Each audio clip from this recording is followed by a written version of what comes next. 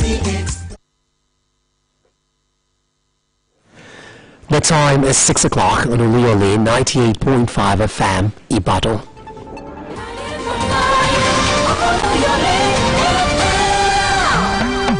The news.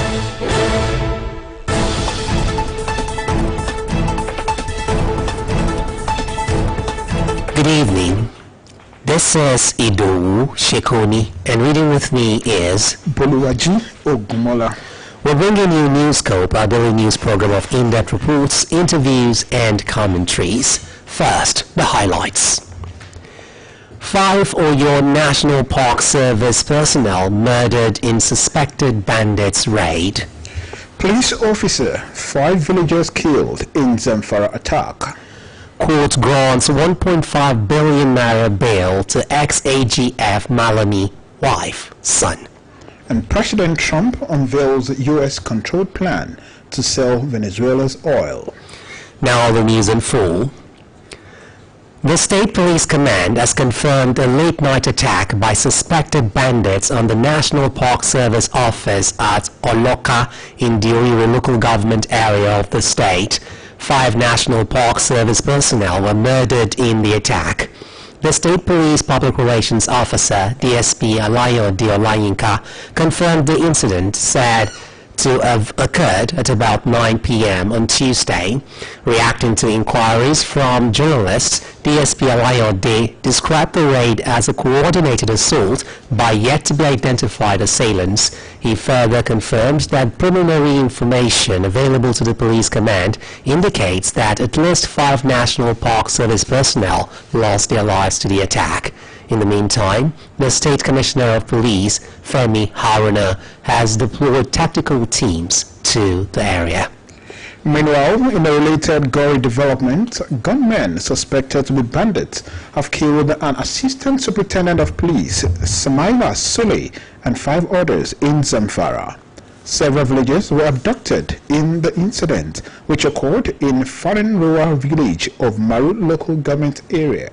It was gathered that the attack happened on the 5th of January when suspected armed bandits invaded the community and overpowered security personnel. The remains of the murdered assistant superintendent of police was recovered at the scene after the attack, while the bodies of 5 other villagers were found later. The gunmen were said to have seized the late police officer's AK-47 rifle along with 30 rounds of live ammunition. Justice Emeka Nwite of the Federal High Court in Abuja on Wednesday granted former Attorney General of the Federation, Abubakar Malami, his wife and son, bail in the sum of 500 million naira each. The court also issued strict bail conditions, including the submission of landed property documents and travel papers. The judge further ruled that each defendant must provide 2 sureties in like sum, while the sureties must own landed property in Asokoro, Maitama, or Gwarinpa, all in the FCT.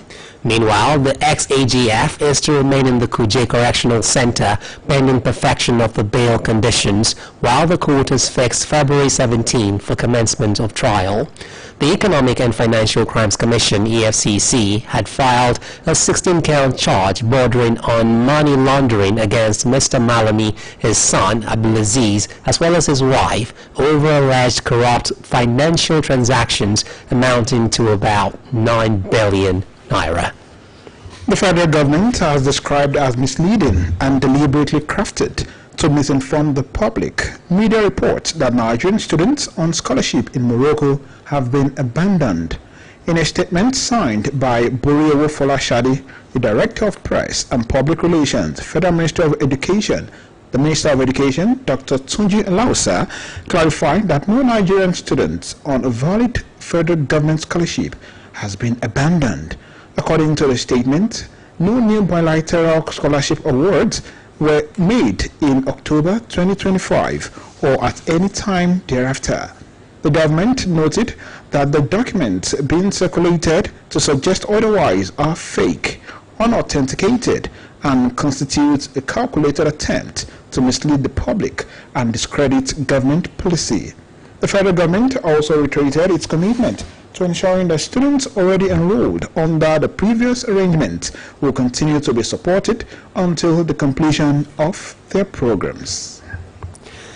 Stakeholders in the education sector have appealed to the government to make education a priority as a key development driver in 2026, highlighting the necessity for consistency, adequate financial allocation, and reforms to address current issues. They made a declaration while speaking to BCOS reporter Adeola Oladile during a review of the government's past year performance and prospects for 2026. Education is the most powerful tool one can wield to alter the world. This iconic quote by the former president of South Africa, late Nelson Mandela, emphasizes education's crucial role in societal transformation and national development. As the nation steps into 2026, it is timely to assess the effectiveness of policies and initiatives from 2025 in laying the groundwork for sustainable growth in the education sector. Stakeholders who spoke to BCOS Newscope acknowledged that last year was a defining moment for the sector, with multiple flagship programs enhancing access to quality learning opportunities. I commend the efforts of the state government in terms of improving the educational environment in the state. So a number of innovations have come up. If you compare what we're seeing in the past 1 year, we see the federal government doing something. I've attended a number of meetings. They're doing something about not just the public schools, trying to bring about a kind of ranking or let me say structure for the schools so that you can monitor progress in schools. And they have various parameters that they are using. We have the federal government also doing some work on digitization, trying to improve education with new skills, also adopting more digital skills in the curriculum. With 2026 agenda setting on the horizon, Professor Adams Onuka underscored the imperative for heightened attention to education across all levels, with special emphasis on state and local government levels, where basic learning takes roots. The government should try to put a system down that will ensure that there is smooth succession without any acronym attending to it.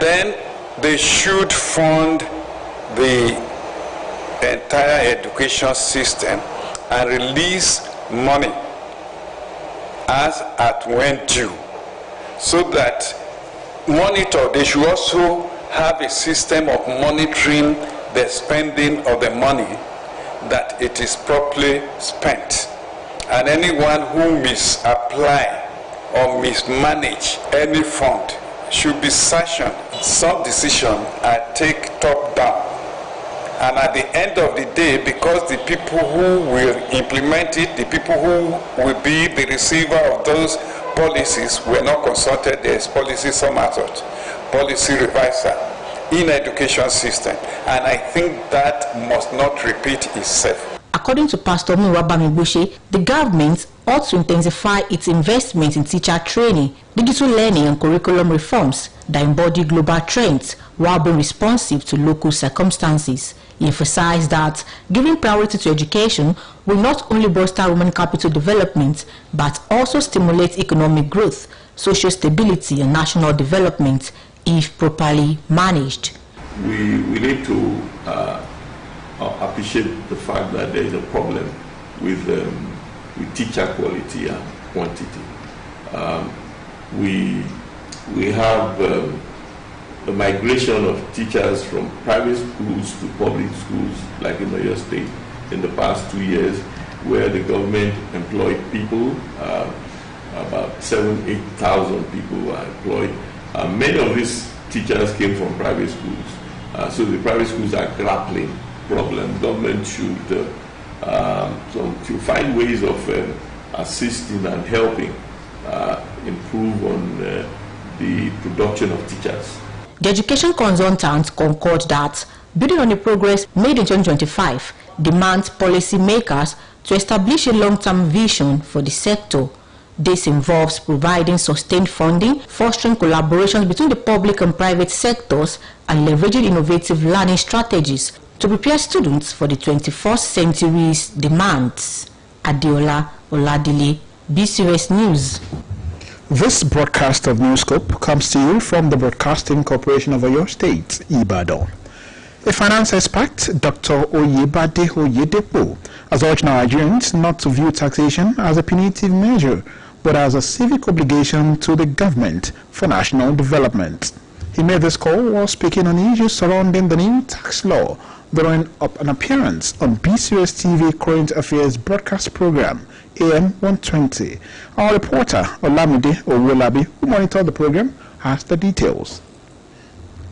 Discussions on the new tax law, which came into effect on January 1st, 2026, have continued, with analysts educating Nigerians on its importance and benefits. Speaking on issues surrounding the new tax law on the AM 120 program, finance expert Dr. Oyebade Oyedepo commended the President Bola Tinubu-led administration for taking bold steps to review the tax laws. He explained that the laws have now been consolidated, providing a framework through which all tiers of government can harmonize tax regulations.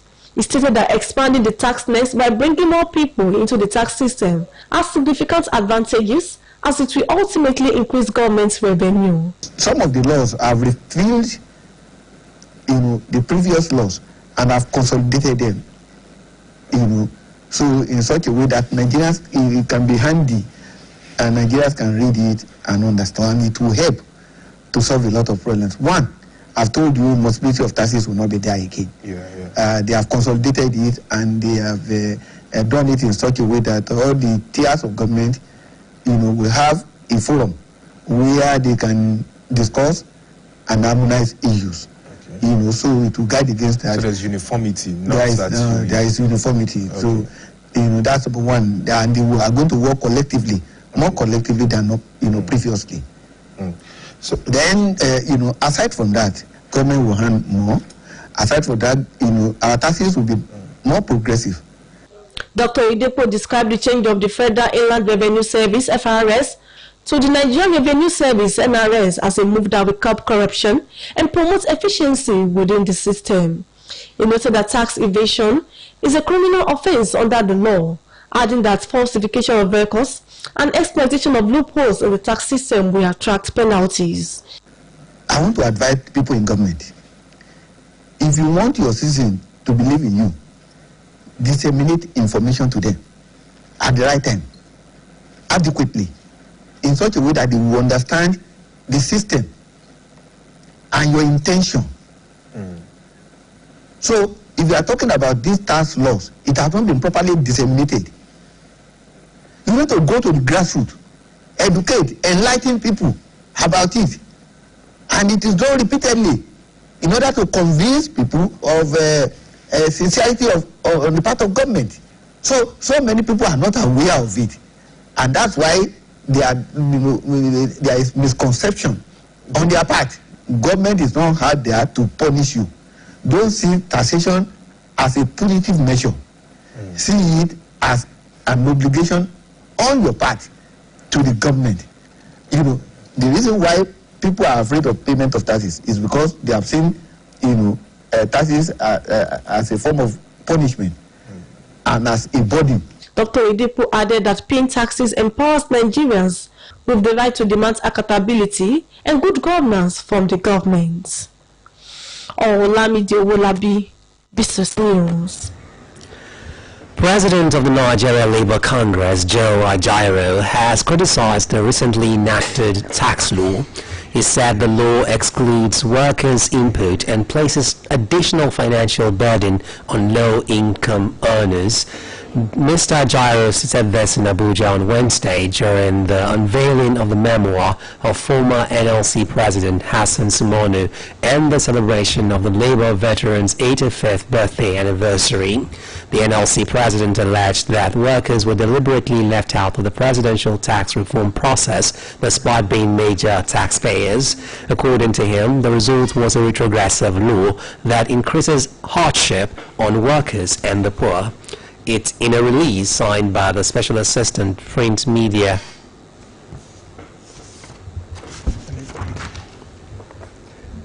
I beg your pardon. The Labour leader called on the federal government to review the law, warning that continuing with its implementation without addressing concerns would undermine public trust and democratic principles.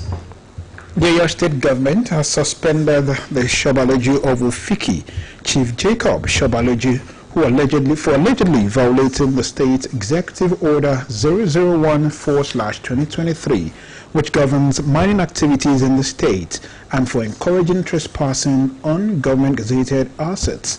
It noted that the decision was taken to protect the interest of Oyo State and its people. Chief Shobaloju, according to a letter signed by Director, Chieftaincy Matters in the Ministry of Local Government and Chieftaincy Matters, Mr. Oluyole A.M., was accused of violating the said order, as well as allegedly issuing consent letters to mining companies without proper authorization, permitting mining activities in state government reserved forest, and facilitating unauthorized mining operations. The letter indicated that Chief Shobaloju has been suspended from the police effective from Monday, January 5, 2026, pending the outcome of investigation into the allegation, adding that his suspension is a precautionary measure to ensure the integrity of the investigation.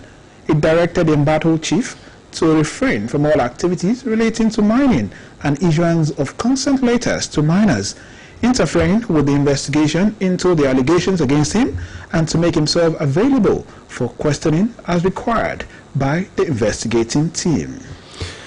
The Oyo State Governor, Seyi Makinde, has described the death of the Sarkin Hausawa of Ibadan, Alhaji Ali Dahiru Zungeru, as a huge loss. The governor, who described Alhaji Zungeru as a man of peace and a dependable community leader, condoled with the Olubadan of Ibadan land, or Barashidi Ladoja, on the demise of the Sarkin. In a release signed by the Special Assistant Print Media to the Governor, Mr. Moses Alao, Governor Makinde equally condoled with the Hausa community in the state and the immediate family of Alhaji Zungeru, noting that the late Sarkin Hausawa gave a good account of himself as a lover of peace and development. The Governor, however, prayed to God to grant repose to the soul of Alhaji Zungeru. United States President Donald Trump has unveiled a plan under which Venezuela will turn over 30 to 50 million barrels of oil to be sold by the United States. This comes days after it abducted the country's president, Nicolas Maduro. Foreign Desk Editor Folashade Akintola compiled details of the story and others as presented by Bimbo Akombi. Donald Trump said proceeds from the sale of the oil will benefit the people of Venezuela and the United States. Condemnation of the abduction of Nicolas Maduro continues to grow as the United Nations Security Council, including United States allies, condemned Washington's actions.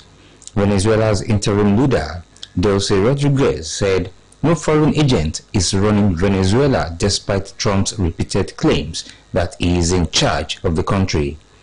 The abducted president of Venezuela is already facing federal charges in the Southern District of New York, but Ron DeSantis, governor of Florida and a losing rival of Donald Trump in the most recent Republican presidential primaries, has brought up charging him at the state level.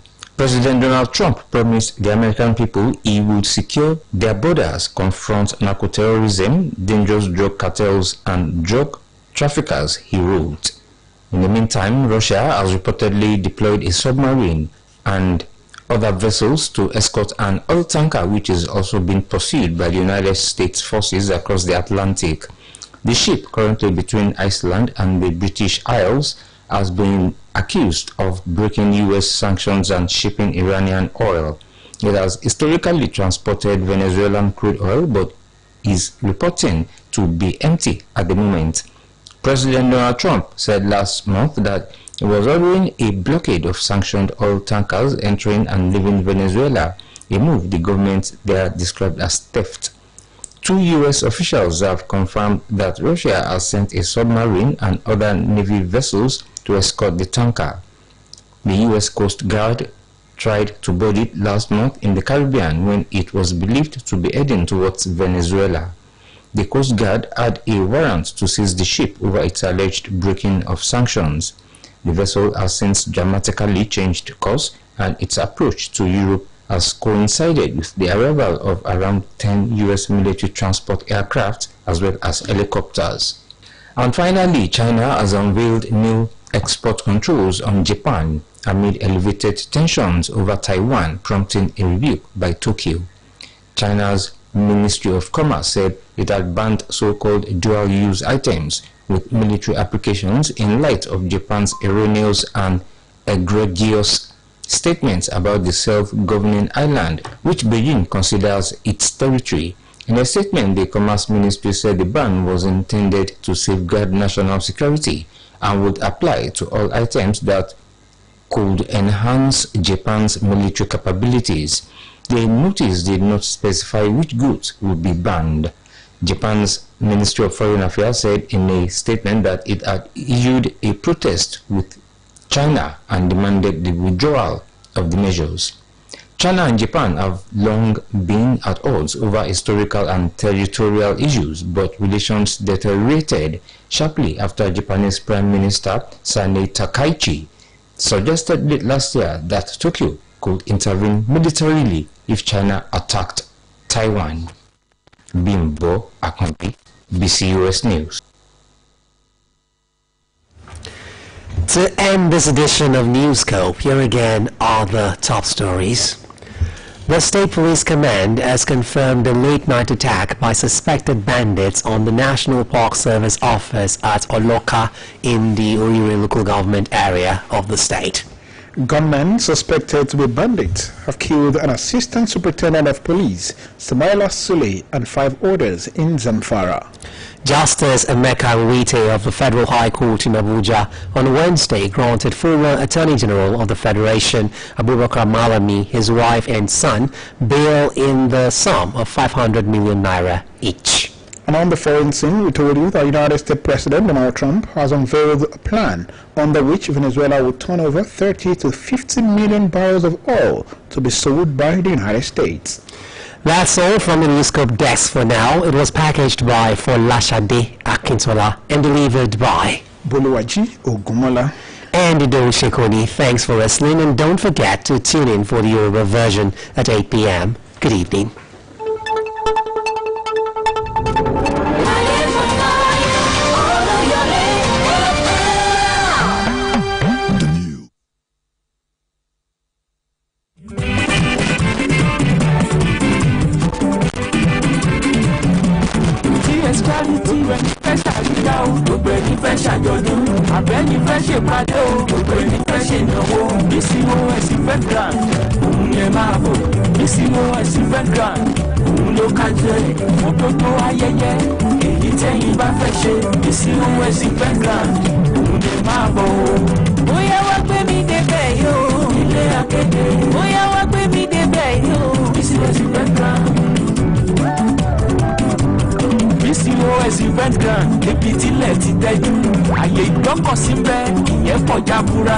BCOS Event Grand ìyẹn nílé Akéde oríta Báṣọ̀run nílùú Ìbàdàn. BCOS Event Grand òun yẹn máa bọ̀ o.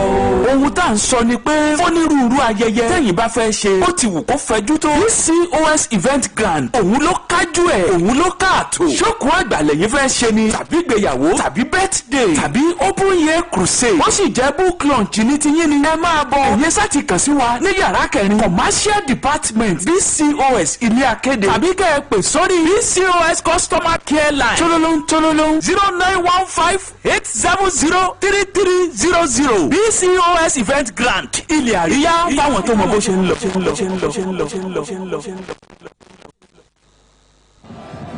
Whether your team still dey inside or don comot, one thing no dey change. Football still dey ginger us. The debate, the rivalry, the unpredictable goals we fit land anytime. Betano dey front row for all of them. Every match, every shocker, every chance to play your part as the 12th player. The competition continues, and so does your game. Keep the passion going on Betano. Not for persons under the age of 18. Bet responsibly.